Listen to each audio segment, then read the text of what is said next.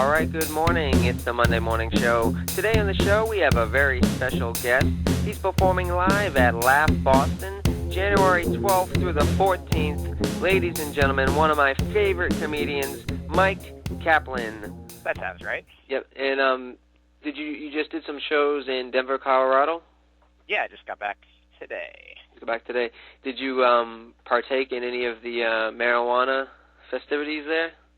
You know, marijuana is not my favorite thing. I did go into a store, a dispensary, or wherever you can just buy marijuana, and I asked if they had any edibles that were vegan, and they had some, but they were all in, like, you can get these 10 doses for $25, and I'm like, I don't think I need 10 doses of marijuana right now.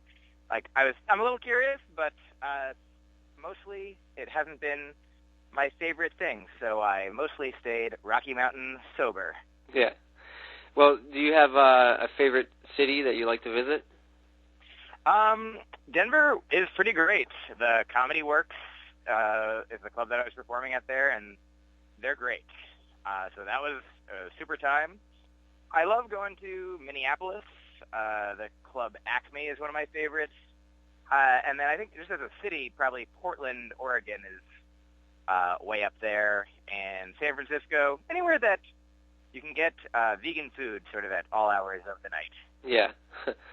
All right, so you've been doing stand-up for a while now. How do you continue to come up with new material? Oh, I just keep living my life and having different experiences, and so with those new inputs into my brain, which is constantly changing and growing and evolving, new combinations of life plus me equal new material. I recently tried doing stand-up at an open mic. It was at Terry O'Reilly's in Newton, Mass. I'm not sure if you've ever been there, but most of the jokes I did got no laughs. So my question for you is, how do you deal with a joke that doesn't go well? Well, when you're starting out, you deal with it all the time, however you can, because, you know, sort of like I started playing the violin when I was 4, and when you start playing the violin, you're not very good at it. You make a bunch of sounds that are no good, and you know that you will get better. So that's what I would keep in mind when a joke doesn't go well is that's, I think like Edison said once, you know, he didn't think of when the things that he did before he created the light bulb or invented the light bulb or discovered whatever he did, he was like, I don't think that I failed. He's like, I think I just found 1,000 things that didn't work, which led him to the next thing that did work. So it's all like a scientific discovery process. And so whenever a joke doesn't work, that's just a piece of information that you have to not do it like that in those circumstances again. Okay, and related to that question, how do you progress as a comic? You just keep doing it. I mean, things that I think you could concretely do to improve involve like recording your sets, you know, so that if you know, maybe your memory is not as reliable as a video or an audio recording. So things that, you know, if you do the same set over and over again and the results are the same every time, then maybe you try switching things up. Or if something works one night but doesn't work another night, look at the night that it did work and see, did you do something different? Was the crowd different? What were the circumstances that made it like that? So you can be just more, you know, like a science detective about what works and what doesn't, but also just doing it is what makes you be better at it. Like when I taught myself how to play guitar in high school, which was easier for me because I had been forced to play the violin for so many years, so I knew how to play a stringed instrument. But now there was something, I don't know if you know, on guitar there's these chords called bar chords where you have to press down real hard with one finger across all the strings, and then you put your other fingers in a different configuration. Yeah. And when you start, for me, when I started doing it, it just didn't make any sound because I couldn't press my finger down hard enough. But I was told by people, like, just keep doing it, and acting like it is going to work. Like when you're depressed and you smile, they say that even if you're not happy, smiling basically tricks your body into thinking that it is happy. It's like, oh, we smile when we're happy, so we're smiling. Maybe we are happier than we thought we were. The same way you press down with your finger and it doesn't make any sound, and then eventually it does. Eventually you're like, oh, I guess I am now successfully playing a bar chord. And the same thing happens with comedy. You keep writing ideas, keep thinking of things that are funny to you, and, their sense of humor is a subjective thing. So some of the things that are funny to you may be funny to your friends, may be funny to some audiences, may not be funny to everybody, but eventually you figure out what things are funny to you and audiences, and you get to be more funny, more confident, and you and your skill level basically become like the guitar or like whatever other example I just said that I forget already. Yes. Okay, so in the future, do you plan on acting in TV shows or movies? If people want me to act in TV shows and movies and give me parts, then I'll happily do it. It's certainly not my main goal in life. Like, I love doing comedy. I love making music. I like writing. So those are things that I am focusing on. Mostly, comedy, mostly just doing stand-up. But I actually am in a movie that I think is going to be coming out this year. I forget exactly the release. I just heard that it is going to be viewable in some way. I think it's called Punching Henry. The name just changed, but it's a sequel to Punching the Clown, a movie that comedian Henry Phillips made, which was super funny. And so I shot it maybe like a year ago, maybe 2 years ago, I think we filmed it, and now they've been taking it to like festivals, and I think they sold it, and it will be watchable. So I will definitely be in a movie when my friend asks me to and says that he has a part for me. So hopefully if people want to keep doing that, then great. Okay. How has comedy changed over the years, and do you think it has gotten better or worse in some ways? I guess I don't think of anything I think things are in general getting better, like on a long enough timeline, just, not even speaking of comedy. Certainly there are arguments to be made that there are, we now have nuclear capacities in the world, and everyone in the world could die much easier than they could thousands of years ago, so maybe everything isn't getting better, but we have iPhones, Yep. And so in comedy, I guess there's nothing as, dire or dramatic as that, but I think that so many things have gotten better in that, like maybe in the 80s, if you did stand up, there was only sort of one path to success, or one, the most notable path was to try and get a 5-minute set that was clean, you could do on the Tonight Show, and then you would be successful like immediately because everybody watched the Tonight Show and that's all there was. And now it's not like that. So some people might think that there's no Tonight Show, there's no Johnny Carson. I mean, there's the Tonight Show, but there's no Kingmaker, there's no Queenmaker, there's no a thing that just you do it and it's a magic bullet that destroys you're not having a career. But the good news is that there's so many opportunities that so many people can succeed in smaller ways that are livable. There are TV shows that exist that wouldn't have been able to be on the air years ago because they used to have to make millions of people see them, millions and millions, and now you could have a show on certain networks that have a much smaller audience. Like the show Louie probably wouldn't have even existed 10 or 20 years ago. Yep. So I think that the fact that there are just so many places that people can do, web series and podcasts and TV shows and just online things and all different formats of things is great for comedy. And also that there's so many comedians, and that means that now there's potentially, I think, maybe more places to perform, or maybe not. I guess it's a double-edged sword. Yeah. So probably it's better and worse depending who you are and what you're talking about. Do you ever have to censor yourself depending where you are? When I write jokes, I don't censor myself. When I perform, there's always decisions to be made of what you're going to say when. I don't think of it as censoring. Censoring technically, I believe, is just the government says you can't say a thing. So with respect to that, the answer is so far, no. Once Trump becomes president, who could say? Yeah.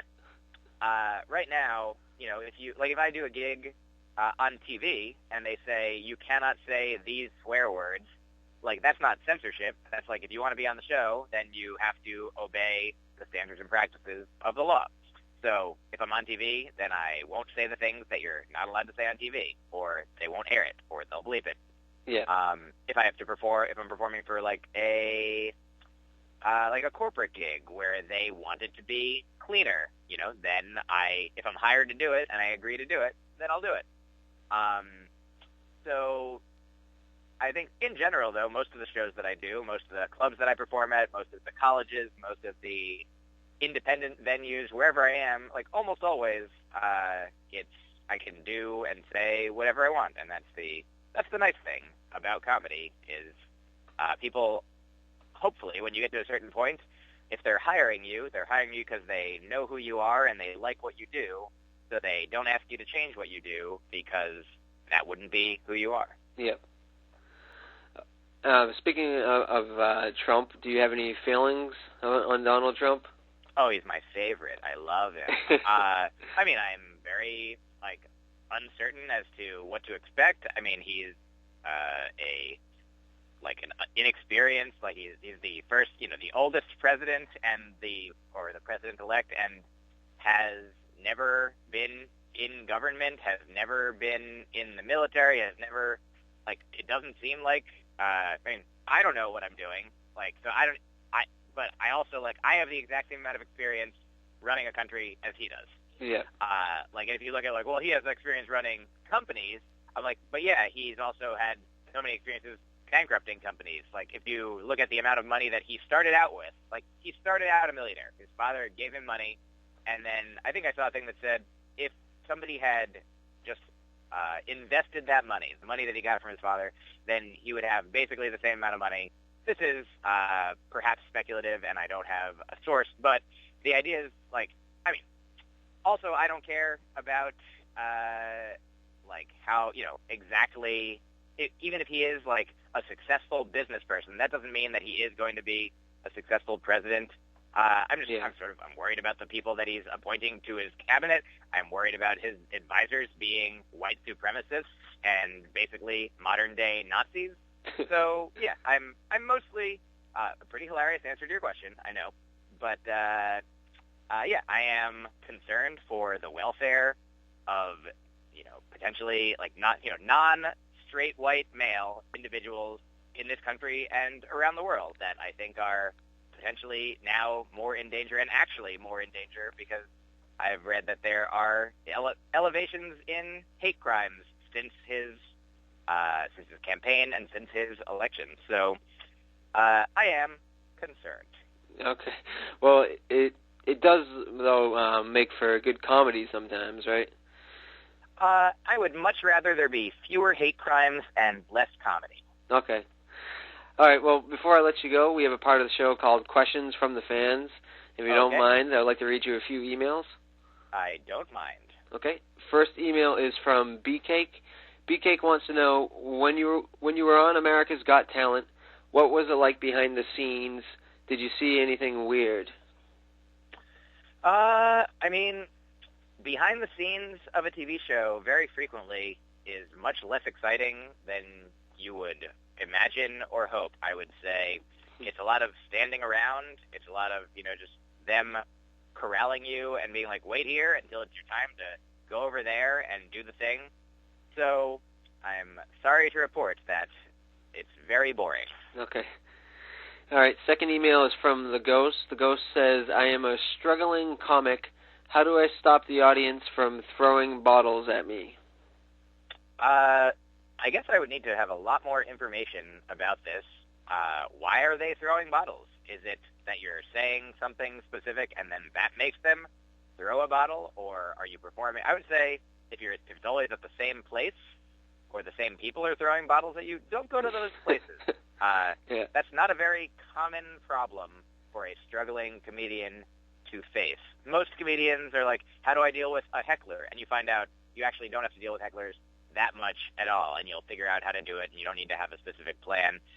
Or people are like, how do I write jokes that the audience like? Or how do I figure out what my voice is? Or whatever. How do I get an agent or a manager? And all the answers to these questions are just, you just keep doing comedy. But how do I avoid getting bottles thrown at me I'm glad to say it's a question I've never really had to address in my own personal life, and I don't think I've ever heard it, so congratulations. That's an original question. Yeah. And I would say try to not be in the situations where you've had bottles thrown at you in the future. All right. Last email is from Carlos Ramon Santos Jr. Carlos wants to know, do you have any crazy mushroom trip stories? Oh, I'm sure I do. I have all of them, because we're all one. But I guess probably I've had probably 2 negative mushroom experiences out of dozens of positive ones in general. And one of the ones that I remember was I'd just not eaten enough. And I'd not eaten enough food or anything. I think I chose specifically not to eat in the morning because I was like, oh, if I don't eat, then probably the mushrooms will hit me even harder and I'll trip even more. And that was true, but that wasn't good. So not recommended, but I had a great time walking. I was walking around Boston just on my own, tripping alone. And then at a certain point, I think my body just got tired and weak, but because my mind was in an altered state, I didn't actually acknowledge why that was happening. I didn't realize that I was hungry and tired. So I started thinking, am I dying? Am I dead already? Is this pit? Is this limbo, hell, purgatory, heaven?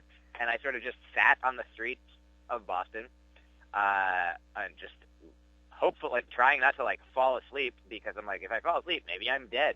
And people would be walking by me, and so I felt like they were looking at me, and I'm like, oh man, maybe they just, it was weird to see a person sitting on the street. I feel like I saw a lot of people with dogs walking by, and I'm like, oh, is this a symbolic thing? This isn't where I am really, and that somebody is searching for me, trying to rescue me, and that's what these dogs are all about. But really, it was just a nice day, and a lot of people were walking their dogs out in Boston, which makes sense. Yeah. And eventually, I looked through my phone, and I think I just met a girl that I started dating. Her name was Micah, and I had a really good friend, and his name was Micah, and my name is Mike, and I was like, everybody in my phone is me. This is no good.